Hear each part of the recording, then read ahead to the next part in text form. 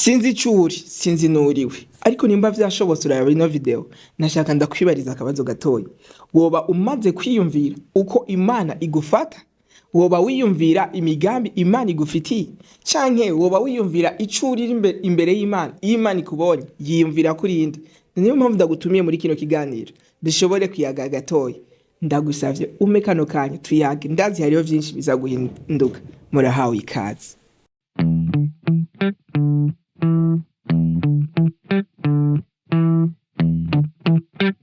Ego ndabaramukije mwese, nizera ko mugwe neza. Mu kiganiro c'ubuheruka tweko turayaga ikintu turayaga kuco bita gutahura Imana mu buzima bwawe. Uno munsi naho nifuje ko tubandaniriza ko tuyaga mbega Imana nayo iriko irakuraba ikubona gute?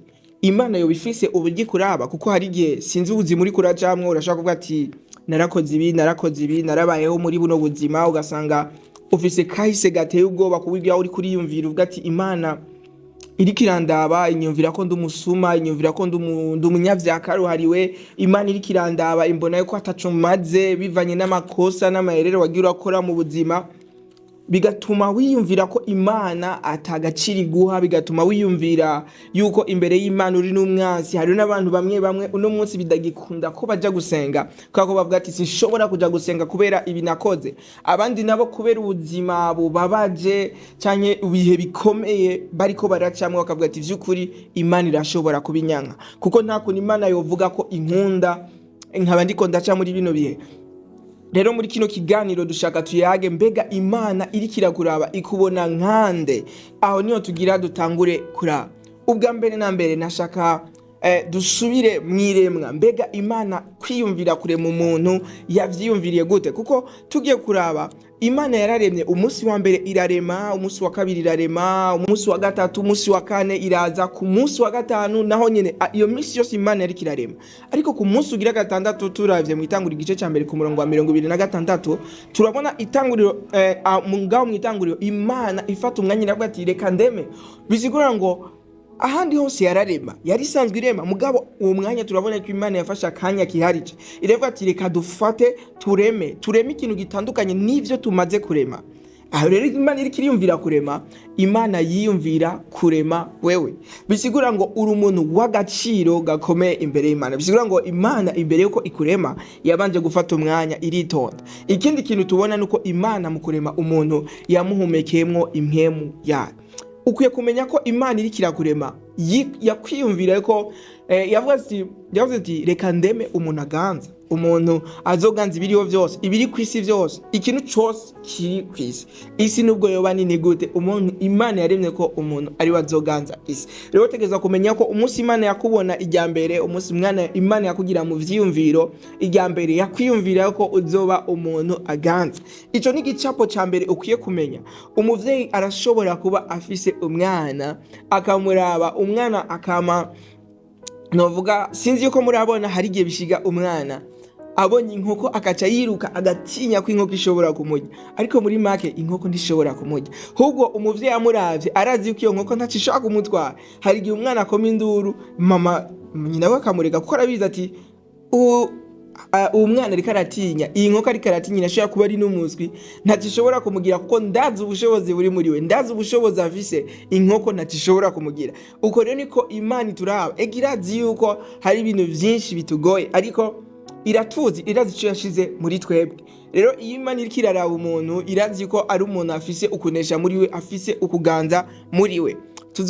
Tuzobigarukako ivyakwirikiye ko ico tubanze kwanza tugitahure. Imana yaremye umuntu aganza. Umunsi Imana yakuremye kubw'umugambi umwe, umugambi wo kuganza.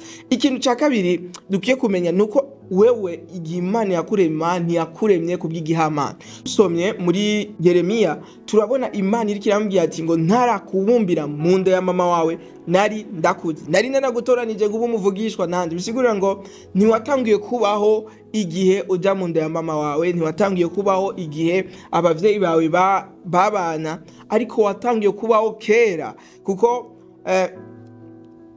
Imana yari igufise mu vyiyumviro, bisigura ngo ubuzima bwose uri kuracamo, sinzi ubuzima uri kuracamo, ariko nashaka ndakwibutse ko Imana yakuremye igufitiye umugambi. Sinzi ingorane uri kuracamo, sinzi ibintu bituma uno munsi yumva umenga Imana yaraguhevye, Imana ntiyigeze igukunda, ariko Imana yakuremye igufitiye umugambi, kandi nta muntu n'umwe Imana yaremye ifitiye umugambi mubi, kuko imigambi yayo nkuko mu kiganiro giheruka twarayaze kukintu ko Imana n'urukundo. Imana kuba ari urukundo itwiyumvira ko ivy'urukundo, rero ivyitwiyumvira ko ni ivyumviro vy'ivyiza, kuko ijambo ry'Imana riravuga muri aho nyene muri Yeremiya igice ca 29 ku murongo wa 11 aho havuga ngo kuko imigambi ndabafitiye atari ivyago ariko ni imigambi y'amahoro.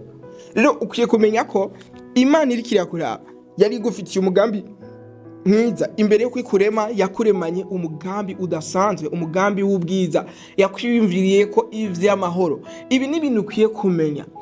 Sinzi ubuzima uri kuracamo, hari igihe wakuze abantu bakubwira ati we nacu uzovamwe, hari igihe wakuze ukurira ahantu bakwanga kuburyo wiyumvira ko bose bakwanga, ariko ndashaka ndakubwire ko Imana igukunda kandi kukurema yari igufitiye umugambi mwiza. Ikintu cya gatatu tugira tuyage ko kugutahura agaciro Imana iguhereza ni igihe umuntu yacumura, ko nababwiye ko mu itanguriro Imana yari yaremye umuntu mu ishusho yayo, kandi yari yamuremeye kuganza. Uwo muntu aratakaza kuganza, uwo muntu araba arahaye ikaze urupfu mu buzima bwiwe. Kandi ugiye kuraba Imana yari yashizeho umuntu yategerezwa kuzova, kuko Imana yari yarabivuze ngo ingero y'icana urupfu, ariko ingabire y'Imana n'ubuzima budashira. Ingabire y'Imana n'ubuzima budashira buboneka muri Kristo. Yes, rero Imana kubw'agaciro iguhereza yemeye gutanga Kristo. Sinzi yuko urabibona.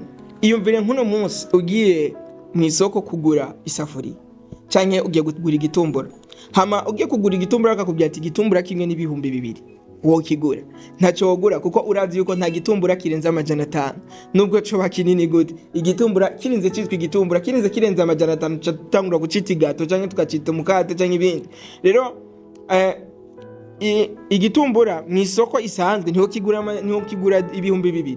Ugiye mu isoko ukagura igitumbura ibihumbi 200, bisigura ngo ico gitumbura kiranganya. Urinze wemera kuyatanga, uraraba ukaraba neza ukavuga ati ikino gitumbura kirakwiye ibihumbi 200.